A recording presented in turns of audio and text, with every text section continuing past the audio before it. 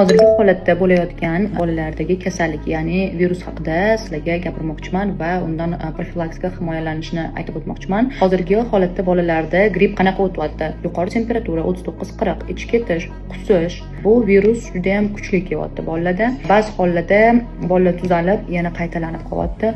Bundan tashqari yo'tal juda quruq, ketma-ket, davomiy bo'lib qolyapti. Nima qilishimiz kerak? Temperatura chiqqanda paracetamol, ibuprofenlardan foydalanishimiz mumkin. Kilogramga mos holatda beriladi.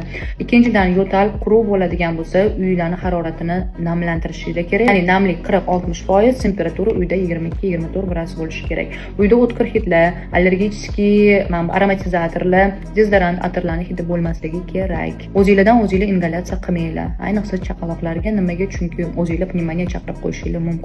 Kasal bolalar bilan kontaktda bo'lish kerak emas. Allergik ovqatlarni yeyish kerak emas. Masalan, shirinliklar, achchiq sho'rlar, gazirovka, kireyeshki, chips, qurt, shunaqa narsalarni allergik fonda bo'g'ilib qolish holatlari ham yuzaga kelyapti. Agar farzandingizda ichib ketayotgan bo'lsa, qusayotgan bo'lsa, bitta-ikkita bo'lib, misol uchun o'tib ketgan bo'lsa, bo'ldi, okey. Agar yo'q, o'tib ketmayotgan bo'lsa, naborat kuchayadigan bo'lsa, doktorga murojaat qilishingiz kerak, уже lecheniani boshlash kerak. Agar quvlab yo'talish holatlari kuchayib ketayotgan bo'lsa, doktorga murojaat qilishingiz kerak. Nimaga? Chunki ko'p yo'talish natijasida ko'p suyib qo'yish holatlari bo'lishi mumkin. Mushsalar ko'p kuchdan urganidan bo'shashib ketishi mumkin.